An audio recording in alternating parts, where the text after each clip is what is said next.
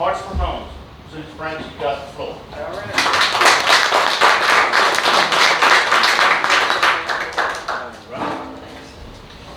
Thanks for having me here. I'm Susan Frank. I'm the founder and director of Hearts for Homes. It's been a long time since I've come to your club because my longtime dear friend and the man who actually named Hearts for Homes was Martin Noto, who was a longtime member of this club. And so I'm glad to be back to give y'all kind of an update for those of you who've never heard of Hearts for Homes, to share more about it. So, excuse me, we are a Denton-based, nonprofit outreach, and our mission is to improve the living conditions of very low-income senior homeowners all over Denton County. So, folks who are living only on Social Security, average income of the folks we help is about $900 to $1,000 a month. And you can imagine in today's economy, that's tough. They're making decisions on, am I going to buy food? Am I going to pay my utilities? Or am I going to get medicine? Which of those three do you think is the first thing they're going to draw? Medicine, which is the worst thing for them because that's something that's terribly bad. So, excuse me, there's absolutely no room in their meager budgets for home repairs. So if something goes wrong, they have a water pipe bust under their house. They don't have the funds to repair that. It continues leaking now. They have a massive water bill that they can't pay to cope with it. So we come in once a senior is approved for services with Hearts for Homes. We continue to provide services for as long as they live in their home. And to qualify, they have to be at least 60 years of age, live in Denton County, own their home and not any other properties, because our theory is if they own another property, they can sell that and make the repairs to their home. Then they have to fall within our income category guidelines, which is basically 160% of federal poverty level, which for a one-person household is about $1,900 a month. And that's actually kind of high end for the folks that we help. There's very few of our seniors, and right now we're serving 100 seniors. There's very few of our seniors that have an income of that much. So we come in and we do anything, as I said, that goes wrong with their homes. Whether it's an air conditioner that goes out, we're in the middle of summer here in Texas, it's 108 degrees outside, the air conditioner goes out. That's uncomfortable, but for seniors who have compromised immune systems or trouble breathing with respiratory problems, that now becomes a life or death situation. And the same thing occurs in the winter. If we're in the middle of winter and we have, like we did this January, some -7-degree days, and they have no heat, again, now they're in a life or death situation. And financially, they can do nothing to remedy it. So that's where we come in. We are so fortunate to have so many partners in various trades, in HVAC industry and plumbing, and everything, that come alongside of us and partner with us and provide either no-cost services or very discounted services.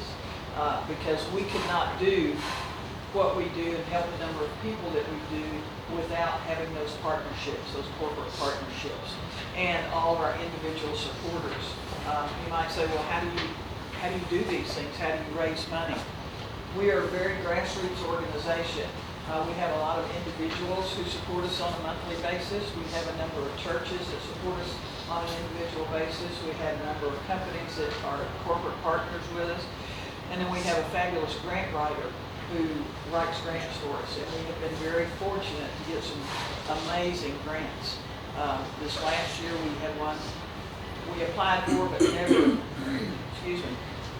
expected to receive one, and that was from NBC Universal through their local networks here in the Dallas-Fort Worth area, a community impact grant of $40,000.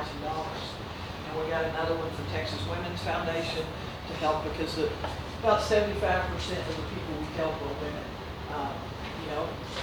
Women typically outlive men, so that's why we have so many more women that we serve than we do men. We do all types of repairs. It may be a standard plumbing leak. The story I always tell is we had a little lady years ago, we were helping down at Lake Dallas. And when her house was built, it was a pretty nice house, 2-story. And the toilet supply line in her master bathroom was leaking. That's a $5 part. Well, today it's probably a $10 part, but anyway, it was upstairs, it leaked. She didn't have anybody to help take care of it. It continued leaking till it was now leaking down into the kitchen downstairs. So it rotted out the subfloor, and so we had to go in, pull the toilet, pull up the subfloor, make, the repairs to the joists and that stuff, and then had to come back in, put new subfloor down, do vinyl flooring, put the toilet back, replace the $5 supply line, go downstairs down to the kitchen and pull out the sheetrock and check the wiring, make sure everything was good there, replace the sheetrock, take bed and texture. So for something that started out as a very small thing, because she didn't have the wherewithal or the support to fix it, turned into a pretty major thing. Another one that blew us all away was right here in the city of Denton, out here off Fort Worth Drive, behind where Tommy used to have a junkyard, parts and auto parts and stuff.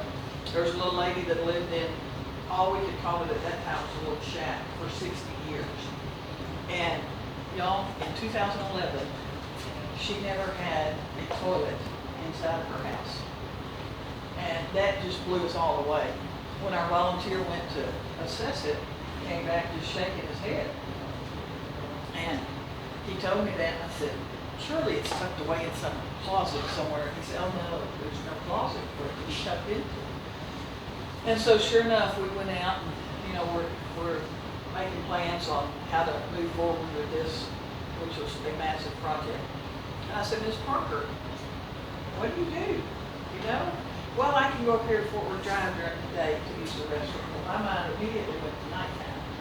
And sadly, we saw what she did. We found 5 5-gallon paint buckets that we did not open up. She had a bedside toilet. And that's how this woman had functioned for 60 years. I just, still to this day, I can't fathom living in a house without a toilet for 60 years. So we went in, of course, first thing we did was run a sewer line, get a sewer tap. One of the frustrating things was I asked her if I could see her utility bill. She had been paying for city sewer since at least 1995. That's as far as the city could go back. I chalked that up to a clerical error. Somebody probably saw her bill and said, well, she's not being charged for sewer, and everybody has sewer. Well, not Ms. Parker. She did not have sewer. So they did not charge us, the city did not charge us for a tap fee or an impact fee. So that was a good thing that came out of that. But we came in and completely redid her home for her. So she had a nice little, what we could call a cottage to live out her years in, because it was terrible. But that's the kind of thing we do. We go in, and because we take care of our seniors as long as they live in their home, we develop ongoing long-term relationships with them.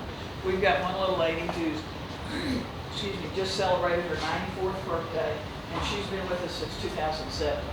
So we walk through a lot of different events with them, a lot of family events, birthdays, sadly funerals and deaths, because we walk through the death of 2 of her granddaughters, 1 daughter. So we get to be real close. And my granddaughter, who's now 14, has delivered Christmas baskets with us since she was about 6 months old. And every time we go at Christmas to our regulars, they're like, where's my baby? Where's my baby? Is she with y'all today? I said, well, she's not a baby. She's as tall as I am now. But it's a very family type organization. And not only the folks who work with us, but the folks that we have the privilege of serving. One of the things that's kind of become my mantra since I started Hearts for Homes was, this is the most challenging, yet the most heartbreaking, yet the most rewarding thing I've ever been involved with, because you see everything. You see folks who, as Keith can attest to, that have become, we'll call it collectors instead of hoarders. and they're just overwhelmed by their situation. They didn't always live like this, but this particular one that Keith volunteered with not long ago lives in a mobile home. He's now in a wheelchair full time, and his son came to help him. He, had the place pretty neat while his son was there, and then unexpectedly his son had a heart attack and passed away. And so, he's got all this stuff. He's not able to move around, and it just gets jumped here and there. And, so we go in and try to help him periodically. There's not too many that go back to the same way of living, but a lot of them just are so overwhelmed that they don't have any, they think they don't have any help. But we come in and help them clear the junk out. And most of them don't go back to living in that lifestyle, but some of them do, because it's a mental health issue then at that stage. But we engage a lot of volunteers within the community, different organizations, service organizations like y'all, and Rotary clubs and Lions clubs volunteer with us. A lot of youth groups. We've had groups from every one of the high schools here in the area. Matter of fact, the Geyer baseball team, any of you guys play baseball for Geyer? The Geyer baseball team has volunteered with us for 8 years during our Christmas basket project. A few years ago, about 10 years ago, we had one of the local churches say, hey, we would love to provide your seniors with Christmas decorations. And so we started doing, our seniors now have a choice of doing a Christmas tree, outside lights, or Christmas wreath. And so for 8 years now, the Geyer baseball team and their family come together on a Sunday afternoon in early December and go and take the Christmas decorations out and put them up for our seniors. And I tell you what, you've never seen joy on the face of somebody until you see somebody who's never had a Christmas tree for 20 years, and they now have one. The very first year we did it, one of our sweet little ladies down in Louisville, we've been working on her house, and I was in there one night putting flooring in, and she said, oh, I'm so excited that y'all are providing a Christmas tree. She said, I haven't had a Christmas tree since my husband passed away in 1989. And my heart just sank. I thought, oh my gosh. Because I know her kids and grandkids are in and out of her house every day. And I just wanted to kind of grab them by the nape of the neck and say, would y'all just spend an hour putting a tree up for your mom? I didn't do that. I refrained. But, it's small things like that that we take for granted that are huge for our seniors. So that's kind of how we do it. We go in, we take care of their repairs.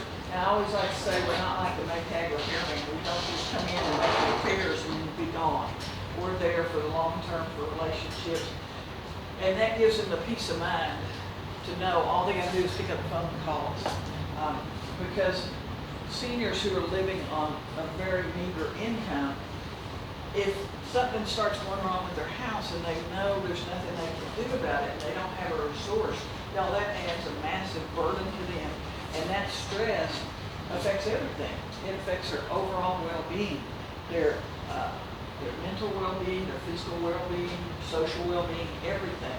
So to be able to remove that burden allows them to just live with some peace and comfort and hope and some dignity and respect. So that's kind of a little summary. I've included some flyers here for you that just gives a little more information about Hearts for Homes, about the number of folks who serve, and some pictures from this last year's Christmas decorations project and Christmas baskets. And then also, this is something we send out every year to folks who have donated during the year, that just as a snapshot of some of the projects that we've worked on throughout the year. The top one is Miss Carol. She's a recent widow, lives in a mobile home, and getting up from her recliner one day, she literally fell through the floor. The subfloors were so rotten. And those of you that know about mobile homes, I get on a whole other soapbox about this, but the floors are not made out of real plywood. They're made out of OSB, and well, OSB are the good ones. It's particle board that most of them are made out of. And when particle board gets wet, it expands and basically turns back to sawdust. So she literally fell through the floor. And so we came in and replaced all the subfloor and put new vinyl plank down and did a lot of other things. Her back door she'd not been able to lock for months. And she'd been, like I said, a recent widow. And when one of our gals was out there taking pictures, and she said, you know, we'll take care of your home repairs for as long as you live in your home. And she said, you mean I don't have to worry anymore? I mean, that was huge to her, with tears in her eyes. The next one is another little lady who's a widow and lives over in the north side of Denton. And the poor drainage had caused literally the north side of the house to sink and drop and rot. And so we went in and jacked that up, put new rim joists and everything around it to give her a secure floor. And the last picture is of Luffy and Mickey Kessel. They live up in Pilot Point. He's a Vietnam-era veteran. And the house they were living in, y'all, was awful. It was literally falling apart around them. It had been built real close to the ground. And over the years, they, literally sunk. Poor drainage had caused the base plates literally be sitting on the floor, on the ground, and rotten. So there was like a 6-inch drop going from the kitchen to the living room. All the floor joists had broken. We had contractors look at it, and they were all like, this is not salvageable. We looked at moving a home in, but the streets were too narrow. So we did something we've never done and hope we don't ever have to do again. That is raise the old house and or building a new house. The house is built now. We're in the finishing stages. We fundraised for 2 years to get the funds to do it. And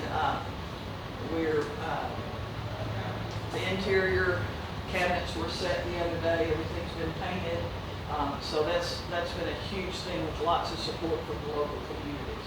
But that's the rare thing. That's this is the third home replacement we've had to do. The only first one we've ever had to build. The other two were mobile homes, so they were much easier to do. But sometimes a home is beyond repair, and that's a sad situation. But if we don't do it, then that person or that couple is left homeless, basically, because they don't have the funds to pay to go into a retirement place, like Good Sam or anything like that. So that kind of sums up what we do. Do y'all have any questions? Yeah, Susan, other than funding, what are the shortcomings, the challenges that y'all have to work with?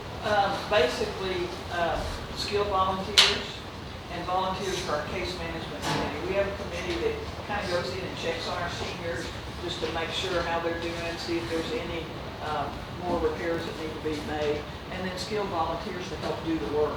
Because as one of our board members said, it's like being a property management company for 100 homes. And we got 3 people plus volunteers to take care of those repairs. So, that's why we have groups that, have skilled folks who like to come in and volunteer with us. We just picked up a group of about 6 guys. We call them the OGs. Because they're old guys, what can I say? They used to all work together on habitat builds. And so they like to work together, and so every Tuesday they come and do a project for us. And so, anytime we get guys like that who are skilled, they can knock out some good stuff for us. So we're always looking for skilled volunteers. Like I said, we can use unskilled, but it just takes more training in special projects. You said this earlier, but how do people qualify? They have to be at least 60 years of age. They have to own their home in Denton County, not own anything else, property-wise. It has to be a need, not a want. And they have to meet our income guidelines, which are 160% of the federal poverty level. There's probably some homes you guys look at that have large needs. Yeah.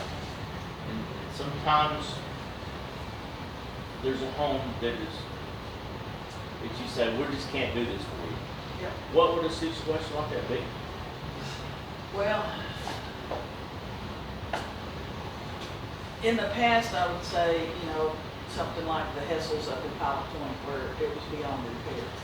But we work with the community, we work with people in the community, and got people that were willing to partner with us shoulder to shoulder and get it done. So, I don't know, to be honest, Ken. Like an adverse situation that would disqualify them. Well, A felon or, you know, we've not been faced with that, but here's some that we have turned down. We require, because we don't get federal funding, we can be more extensive in the things that we require. So we require each applicant to provide us with 6 months of bank statements. And so our case management committee reviews those bank statements because we're looking to see if they're using their funds wisely, okay? We have had about 3 people apply who are spending anywhere from, and I don't know how they do this with their income, $600 to $800 a month at one star. And we're like, you disqualify. we can't do that. And we just tell them, we say, you know, we've got folks who are trying to make it on that much a month. They show that on their bank records? Yeah, when they make their, Well, that's just dumb. well, yeah. I mean, this is how bad they are. They're at Winstar, and they go to the ATM, they're at Winstar and withdraw money. So, you know, and their explanation is, well, we're just trying to make ends meet. How's that working for you? It ain't working, don't do it anymore, you know?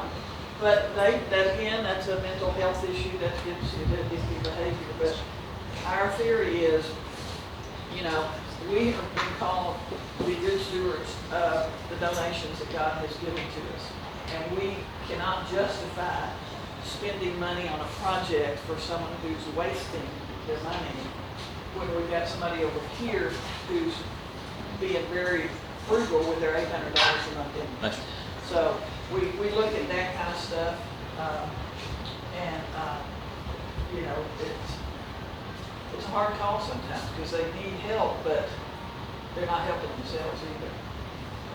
Does that answer it? Yeah, and it probably rolls into other stuff like vehicle needs. Is that That's one thing that one of our board members has wanted us to expand to, but we can't take care of the right? home repairs. But we do have Brandon Pasley, who owns Christian Brothers down at Corinth. I mean at what's that considered right there? Is it Corinth? Anyway, I've known him since he was a kid, so he's worked with us to help us. That we'll refer, you know, some of our seniors down there, and they'll help them with some car repair needs. It's not a group that helps with vehicles, really, is it? Well, there's down at Cross Timbers, they have one day a year